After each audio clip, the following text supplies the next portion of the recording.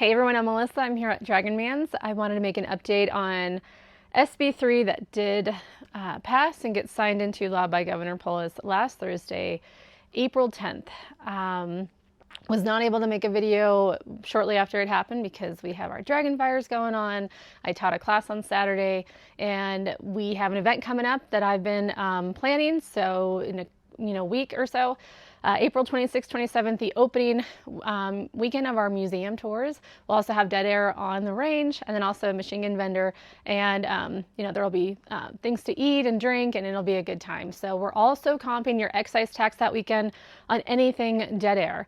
So we still have to pay it, the 6.5%, but you do not. So come on out and take advantage. It's in person only. All right, so last week, Governor Polis signed SB3. I just want to thank, first of all, everyone who went out to testify against this on every opportunity.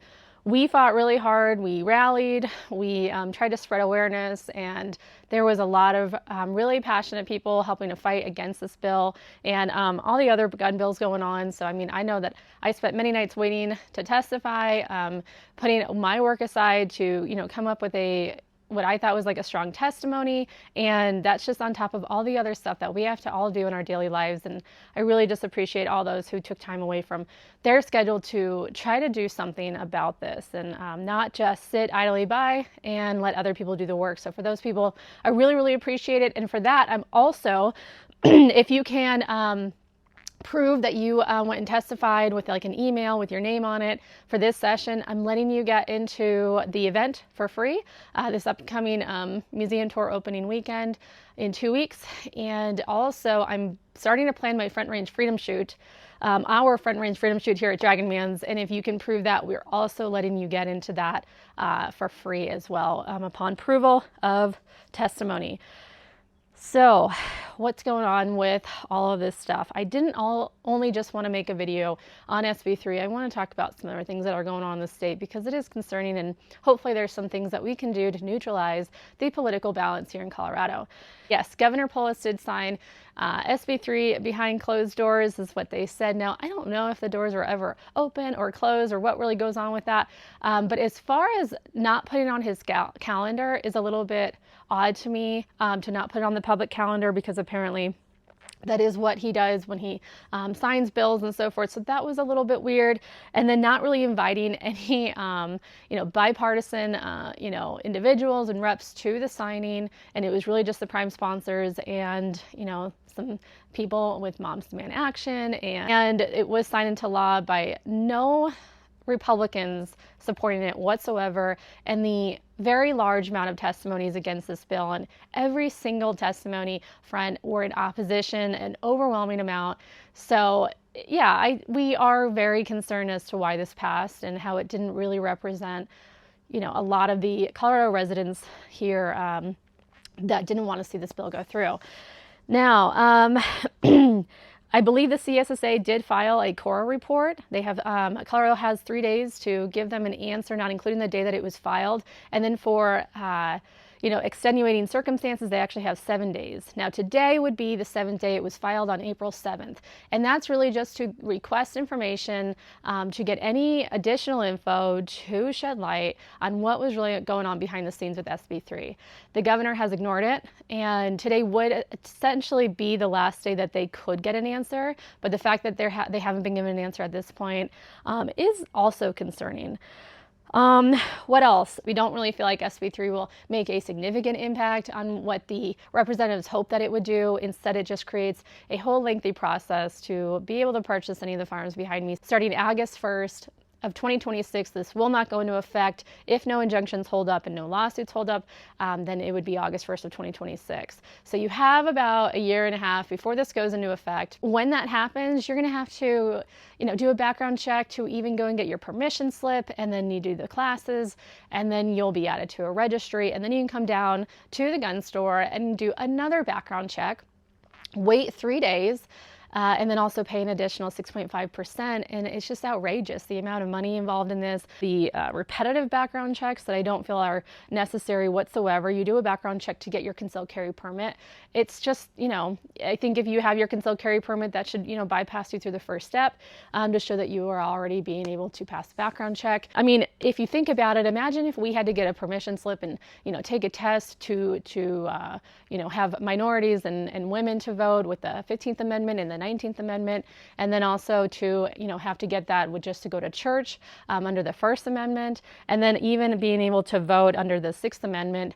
Now, maybe people should take classes on voting before they vote, because I think that would actually help a lot of the customers that are coming in now to Dragonman's, wondering why they're paying an additional 6.5% sales tax. And I'm like, well, you guys voted on it and they didn't really know that. So they obviously don't care if people are educated with voting. And actually, when you go to the DMV, they automatically registered you to vote. I'm going to talk a lot about voting here in a few minutes, but that's what's going on with SB3. Right now, before I talk about some other bills that are going on in the state and then also some voting information, for those of you who just feel helpless and you want to do something, yes, the CSSA did essentially file a lawsuit, the Langston versus Humphrey, for the 6.5%, along with the NRA Firearms Policy Coalition. And then also they have a legal fund. They will be filing a lawsuit against SB3. And then I think they're also trying to get money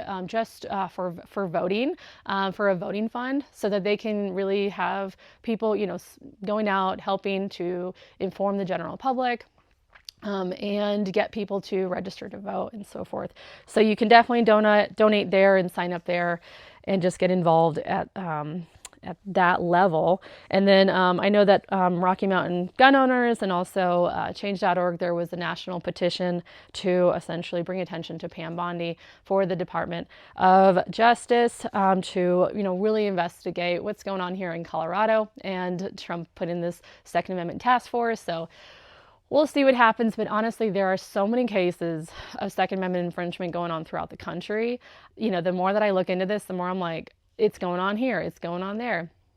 And there are so many people who want to infringe on our Second Amendment. So we'll see if it makes it to Colorado. Otherwise, yeah, we're kind of on our own here.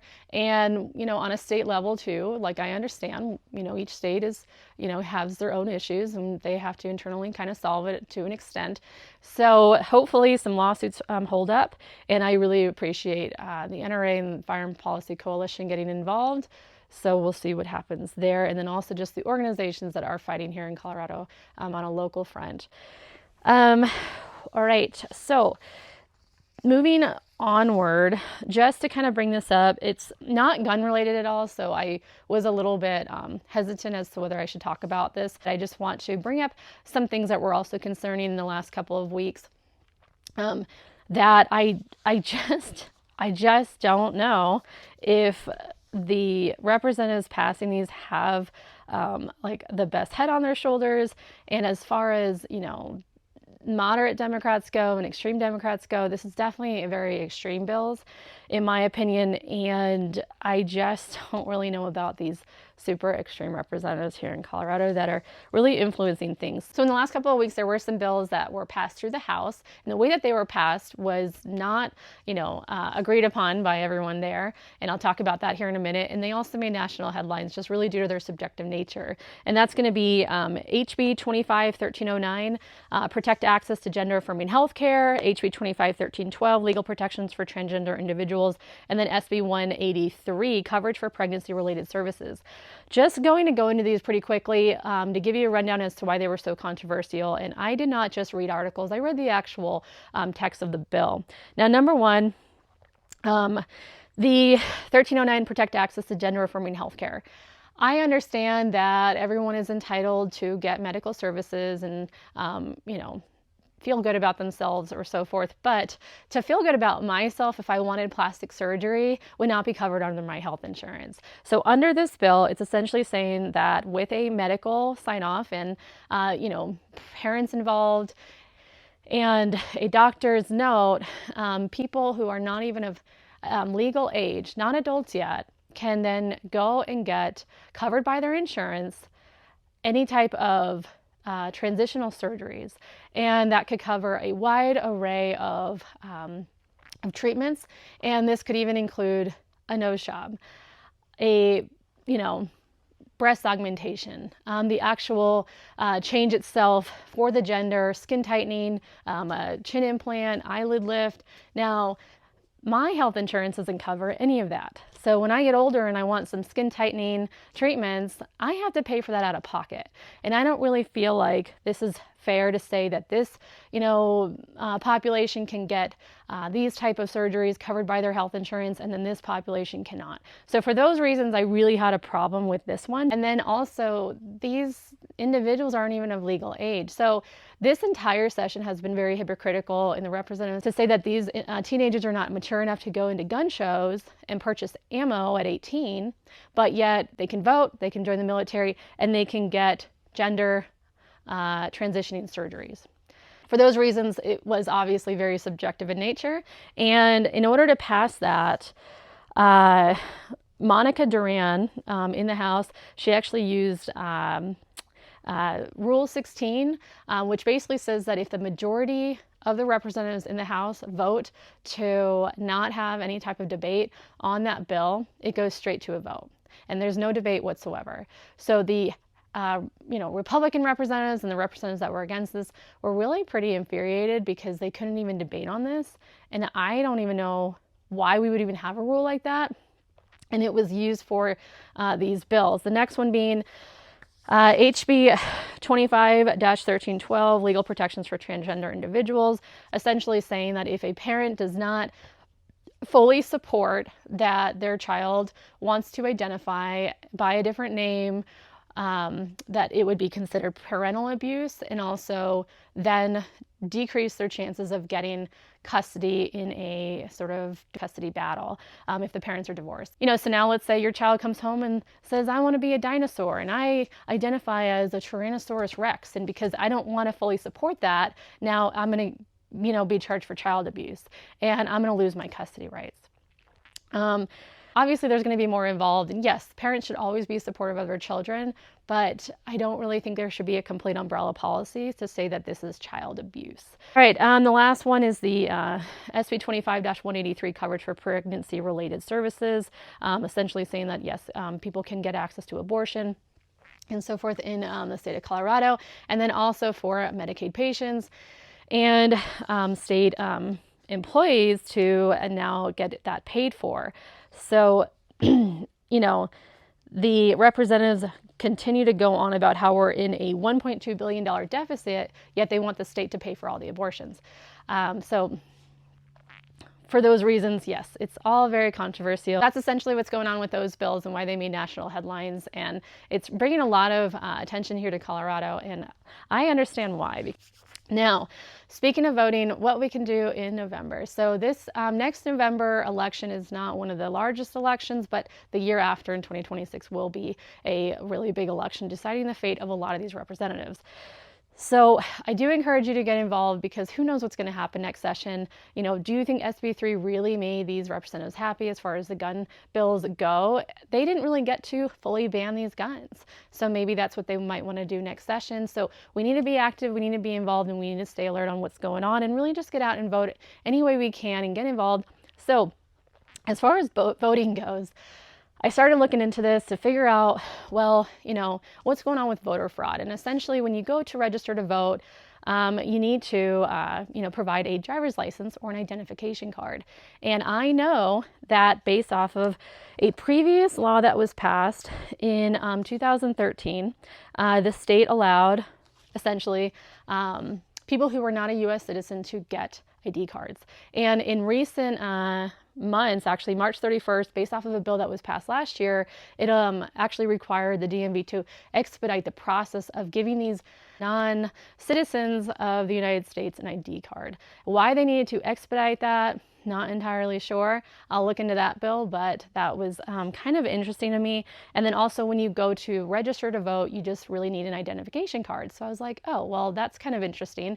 But then I did call up the Secretary of State's office, and I asked them some questions, and actually they were pretty nice and they answered all of them.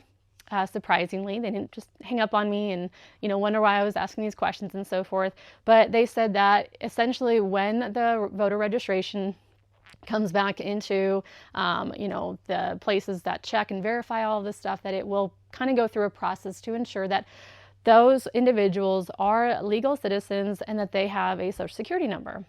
So I was like, oh, okay, that's really great. And actually online, when you go to register to vote, you have to put in your identification card and your last four of your social. Now also here in Colorado, if you are not a legal citizen, you don't get an actual real ID card. So in the real ID cards, there will be a little star on the corner of your driver's license. When it is not a real ID card, you won't have that star, and also the people who are not legal citizens have a bar across the top saying that this is, not for, for voting and for, federal purposes and so forth.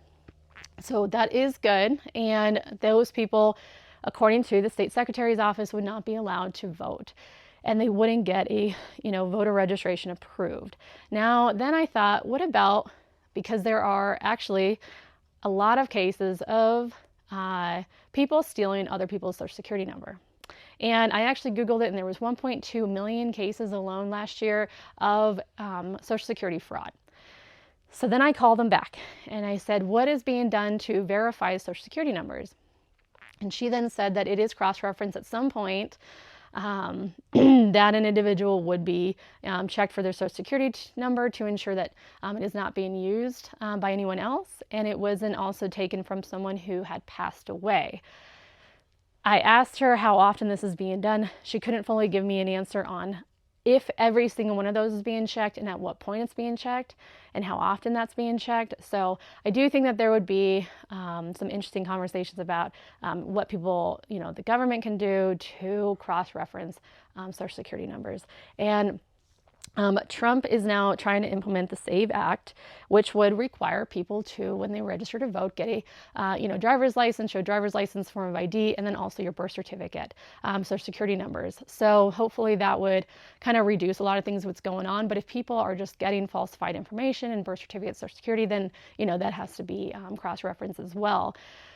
However, I'm hoping that just the sole fact that if a non-U.S. citizen tries to vote, there is a very high chance that they could, bring attention to themselves, and they would essentially be committing a felony, and then it also brings attention to whether they would, get deported or not. So for those reasons, I'm hoping that it discourages a lot of illegals from trying to vote.